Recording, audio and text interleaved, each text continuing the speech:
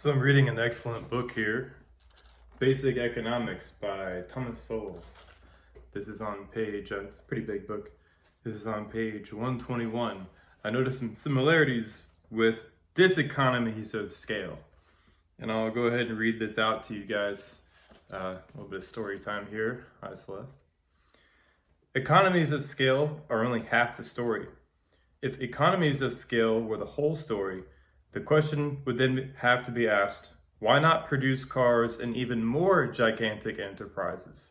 So the thing here is an economy of scale is it's cheaper to produce 100,000 cars per unit than it is to produce 100 cars. A lot cheaper. Henry Ford discovered that back in the early 20th century. But this economies of scale is completely different. If General Motors, Ford, and Chrysler all merged together, would they not be able to produce cars even more cheaply and thereby make more sales and profit than when they produce separately? Probably not. There comes a point in every business beyond which the cost of producing a unit of output is no longer declines as the amount of production increases. In fact, costs per unit actually rise after an enterprise becomes so huge that it is difficult to monitor and coordinate, when the right hand may not always know what the left hand is doing. It's a very common saying. Back in the 1960s, when the American Telephone and Telegraph Company was the largest corporation in the world, its own chief executive officer put it this way: AT&T is so big that if you give it a kick in the behind today, it would be 2 years before the head said, ouch. In a survey of banks around the world in 2006, The Economist magazine reported their tendency to keep growing larger and the implications of this for lower levels of efficiency.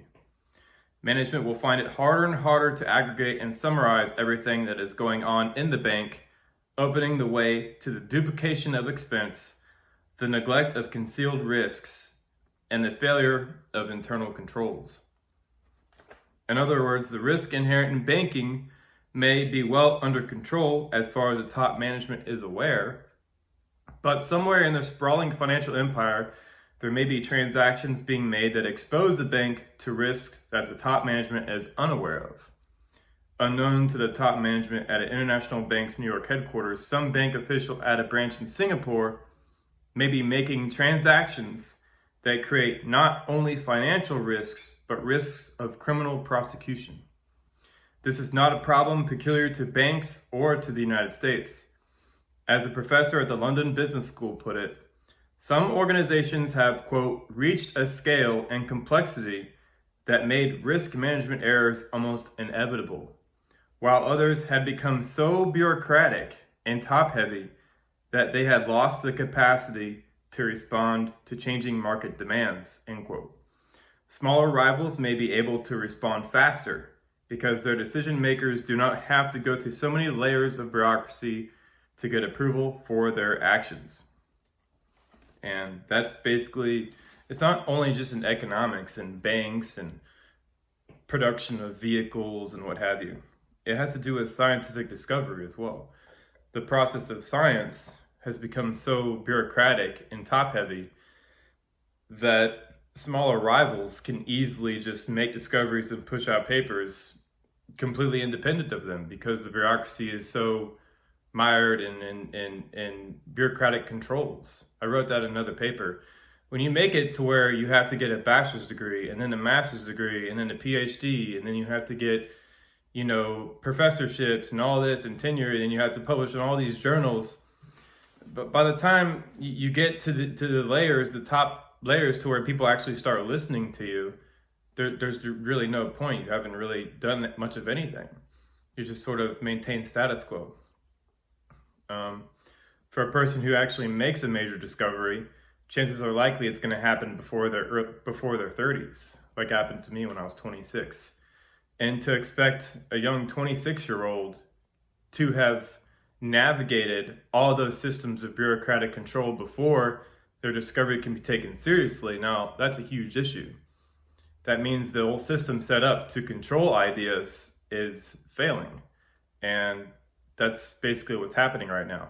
There's so many tens of thousands of physicists and working scientists that it's literally impossible for major insight to be shared because of how many controls are in place. So what that does, quote here, smaller rivals may be able to respond faster because their decision makers do not have to go through so many layers of bureaucracy. And that's another reason why they hate VIXRA, because you can just say whatever. Basically, I mean, yeah, a lot of it is not scientific, but still, when you can get an idea out there and just completely slice through all those bureaucratic controls like that, of course they're gonna pile on the hate. They don't want people to be able to speak up and to point out major flaws because they are going through the bureaucracy, so they figure if it's important information, then you probably have went through the bureaucracy too, but it's not necessary anymore. What's happening right now is that there's so much information, it's overflow, and they're so apt to control the information that comes and goes that they just lose sight of the big picture. And that goes hand in hand with what Thomas Sowell also said in another talk I was listening to. It's easy to consolidate power. It's not easy to consolidate knowledge. Power can be consolidated into a very few number of individuals. But when it comes to knowledge that's very important knowledge that people need to have, it's hard. It's spread out all over the world. And a few Washington bureaucrats cannot possibly know all the consequential knowledge it is to run the economy. And that goes hand in hand with what I would like to term bureaucrats in the university system. Not all of them can know all the scientific progress that's being made around the world. So they're not the ultimate people to say what is and what isn't true. They're just there to represent universities. The consequential knowledge, for instance, say for instance you're in an airplane and the landing gear is having problems coming down. Well, the pilot would have to go through a checklist of things to do to get that landing gear to come down, safely, and alert the ATC what's going on. But a Washington bureaucrat, there's no way that they could possibly understand that whole situation. But it's definitely consequential knowledge. It's knowledge that needs to be known at that time, right then, in order to make sure that those people land safely. And that's the problem with a lot of scientists. They think because they have positions of power in universities that they also have all the knowledge too, but that's clearly impossible. You can't have all the knowledge. Knowledge can't be concentrated like that. But anyways, that's just a short talk. Very good book, very easy to read. All right, guys, take it easy.